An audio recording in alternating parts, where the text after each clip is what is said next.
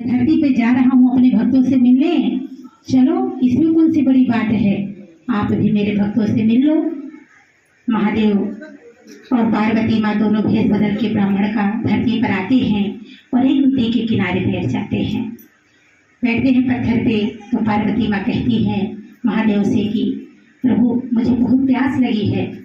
तो कहते हैं इसमें कौन सी बड़ी बात है, चलो पानी भी मिलेगा, भोजन भी मिलेगा। यहाँ मेरे बहुत सारे भक्त हैं जो मुझे बहुत चाहते हैं। महादेव कभी कभी कहते हैं ना कि इसके भेष में कब हमारी कौन परीक्षा लेने आ जाए हमें पता नहीं होता है। तो महादेव और पार्वती माँ उस एक गांव में जाते हैं, नदी से उठते हैं और पास में एक गांव रहता है, उस गांव में जाते हैं। तो कहते हैं बनिया बहुत ही पूजा पाठ करते हैं और बहुत ही दान पुण्य करते हैं। तो पहला घर बनिया का पड़ता है जिसके घर में शादी रहती है। तो महादेव उस बनिया के घर जाते हैं और बनिया की बीवी आती है और उनसे कहते हैं कि देवी थोड़ा सा जल पिला दो, थोड़ा सा पानी पिला दो, बहुत प्यास लगी है। बनिया की बीवी कहती है कि मेरे पास टाइम नहीं है, आप आगे जाओ। महादेव मुस्कुरा कर कहते हैं देवी थोड़ा सा ही सिर्फ जल पिला दो, भूख तो लगी है लेकिन भोजन नहीं कराओ, सिर्फ जल ही पिला दो। बनिया की भी कहती है मेरे घर में शादी है, इतने सारे काम हैं, मैं वैसे ही परेशान हूँ, उस बीच में आप भी मुझे परेशान करने आ गए, आप जाओ आगे जाओ, मेरे पास टाइम नहीं है। पार्वती माँ भोले जी का तरफ देख करके मुस्कुराती है कि ऐसे आपके भक्त हैं। महादेव कहते हैं नहीं, परेशान है, थोड़ा सा घर में काम ज़्यादा है, परेशान है, ऐसा कुछ नहीं है। महादेव तिबारा बोलते हैं, तीसरी बार बोलते हैं कि देवी थोड़ा सा जल पिला दो, बहुत प्यास लगी है। कहते मैंने आपसे कहा ना, आपको सुनाई नहीं दिया, आगे जाओ। महादेव वहाँ से मुस्कुराते हुए चले जाते हैं, आगे जाते हैं। तो जब आगे जाते हैं तो एक माता जी रहती हैं जिनका कोई नहीं रहता है, वो एक चारपाई, टूटी चारपाई पे बैठी हुई होती हैं। तो महादेव जाते हैं, पार्वती माँ कहते हैं देवी माँ थोड़ा सा जल पिला दो, मुझे बहुत प्यास लगी है। माता जी उठती हैं, कहती हैं बैठो। माता जी दोनों को बैठाती हैं और पानी लाती हैं, पिलाती हैं। तो कहती हैं आपको भूख भी लगी हुई होगी। तो कहते हैं महादेव हाँ भूख लगी है, थोड़ा सा खीर खिला देती तो बहुत बड़ा उपकार होता। माता कहती है ठीक है आप बैठो, मैं बनाती हूँ। अंदर जाती है घर में तो देखती है कि किचन में कुछ नहीं रहता है। झोला उठाती है, उठा करके जानती है, कहती है कि आप दोनों बैठो, थोड़ा देर आराम करो और मैं बस 2 मिनट में गई बाजार और सामान लेके आती हूँ, फिर आपको बना के खिलाती हूँ। तो महादेव कहते हैं कि माँ क्या लेने जा रही हो। तो कहती हैं बेटा बस थोड़ा सा सामान, दूध नहीं है, शक्कर नहीं है, मैं लेके आती हूँ, मेरा कोई नहीं है, मैं अकेली रहती हूँ, मैं खुद ही करती हूँ, खुद ही खाती हूँ। महादेव कहते हैं कि माँ एक बार अपने रसोई में जाके देखो तो सही, क्या नहीं है। कहती बेटा कुछ नहीं है।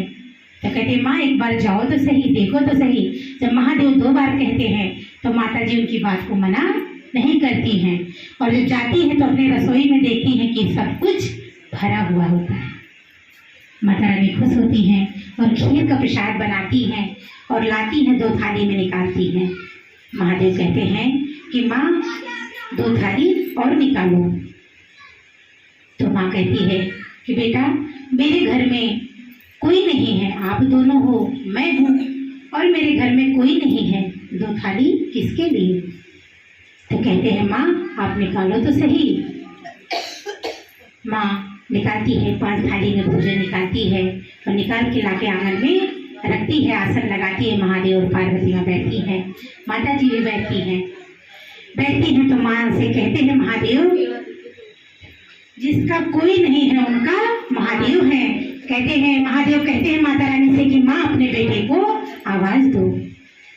तो कहती है बेटा जब मेरा कोई नहीं है तो मैं किसको आवाज दूँ। तो कहते हैं एक बार आप आवाज तो दो और पीछे मुड़कर देखो तो सही। जब 2 बार भोलेनाथ कहते हैं तो वो बेटा कह के आवाज देती है और पीछे मुड़ के देखती हैं तो उनके बहू बेटे दोनों खड़े होते हैं।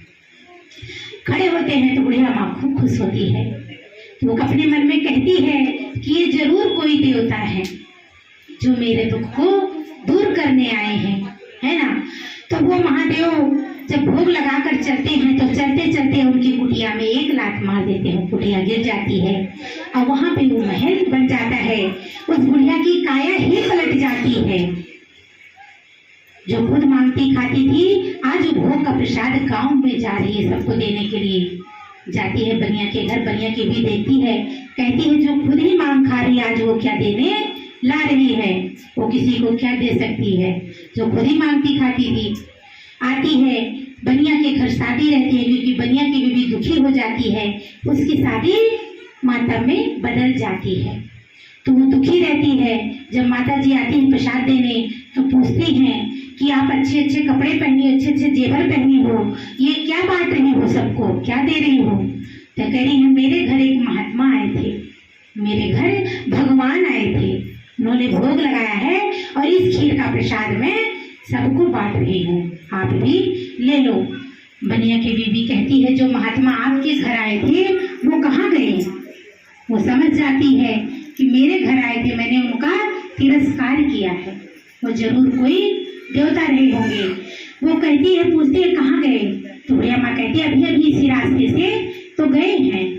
तो कहती है बनिया की बीवी नंगे पैर उस रास्ते पे दौड़ती है और जहाँ महादेव और पार्वती माँ बैठे रहते हैं पत्थर पे नदी के पास, वहीं बैठकर विश्राम करते रहते हैं और दौड़ के जाके महादेव के चरणों को पकड़ लेती है और कहती है हे महादेव, मैं बालक हूँ, मैं मूर्ख हूँ, मुझे माफ कर दो, मैंने आपको पहचाना नहीं, मेरी गलती